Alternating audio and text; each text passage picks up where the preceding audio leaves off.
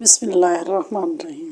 محترم ناظرین، ام المومنین حضرت خدیجۃ الکبریٰ رضی اللہ تعالیٰ عنہا کی نماز جنازہ کیوں نہیں پڑھائی گئی؟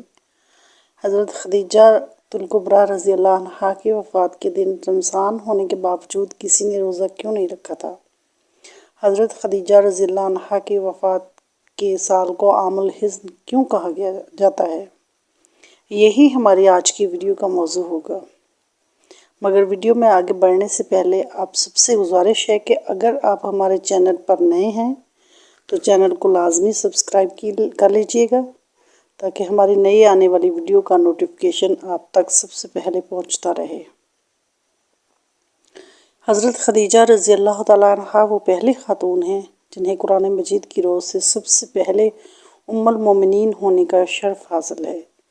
اس کے علاوہ ذاتی طور پر قرآن شریف میں آپ کے اثار و قربانی کا تذکرہ ہے۔ پیغمبر اسلام صلی اللہ علیہ وآلہ وسلم سے شادی سے پہلے حضرت خدیجہ مکہ کے بہت بڑے کاروبار کی مالک تھی۔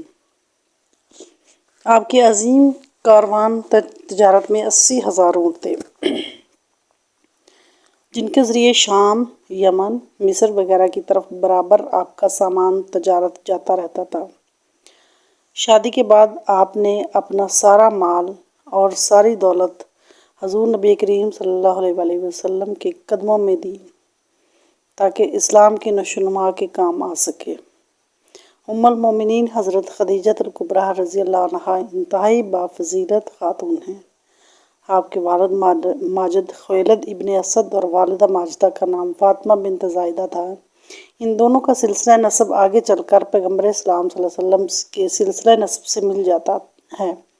آپ کی ولادت 15 سال قبل از عام فیل اور 65 سال قبل از ہجرت نبوی ہوئی۔ آپ نے 65 کی عمر میں وفات پائی اور مکہ کے مشہور قبرستان جنت المعلیٰ میں سپرد خاک ہوئی۔ حضرت ابو ہریرہ رضی اللہ عنہ بیان کرتے ہیں کہ حضور نبی کریم صلی اللہ علیہ وسلم کی بارگاہ میں حضرت جبرائیل علیہ السلام آ کر عرض گزار ہوئے، یا رسول اللہ صلی اللہ علیہ وسلم، یہ خدیجہ ہے جو ایک برتن لے کر آ رہی ہیں جس میں سالن اور کھانے پینے کی چیزیں ہیں۔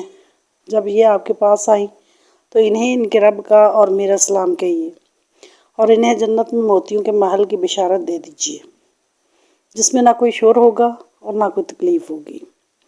یہ حدیث متفق علیہ ہے۔ الحدیث رقم 2، اخرج البخاری فی الصحیح۔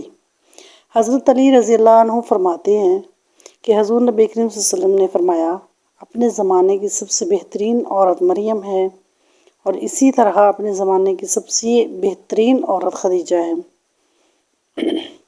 اسی طرح حضرت عبداللہ بن عباس رضی اللہ عنہ فرماتے ہیں کہ ایک دفعہ حضور نبی کریم صلی اللہ علیہ وسلم نے زمین پر 4 خطوط کھینچے اور دریافت فرمایا، کیا تم جانتے ہو کہ یہ کیا ہے؟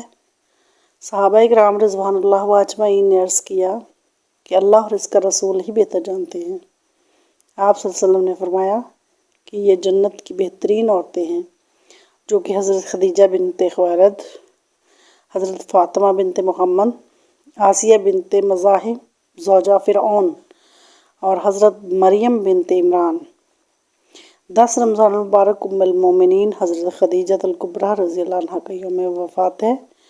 حضرت خدیجہ رضی اللہ عنہا حضور صلی اللہ علیہ وسلم کی پہلی زوجہ محترمہ تھی۔ حضور صلی اللہ علیہ وسلم کی حضرت خدیجہ کے ساتھ محبت کا عالم یہ تھا کہ ان کی زندگی میں حضور صلی اللہ علیہ وسلم نے دوسرا کوئی نکاح نہیں فرمایا تھا۔ حضور صلی اللہ علیہ وسلم حضرت خدیجہ رضی اللہ عنہ کے بارے میں فرماتے ہیں کہ ان سے بہتر مجھے کوئی بیوی نہیں ملی، کیونکہ انہوں نے ایمان لا کر اس وقت میرا ساتھ دیا جب کفار نے مجھ پر ظلم و ستم کی حد کر رکھی تھی۔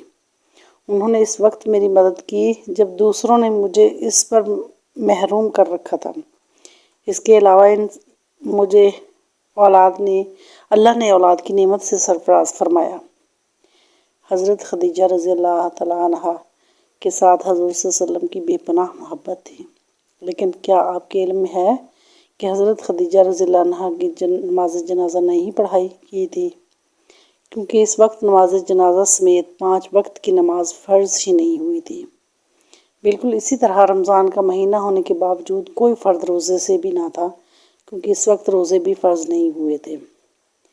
اسی سال رسول اللہ صلی اللہ علیہ وسلم کے محبوب چچا جناب ابو طالب بھی اس دنیا سے پردہ فرما گئے اور 2 عظیم صدموں نے حضور صلی اللہ علیہ وسلم کو بہت مغموم کر دیا، اسی لیے اس سال کو عام الحزن یعنی غم کا سال کہا جاتا ہے۔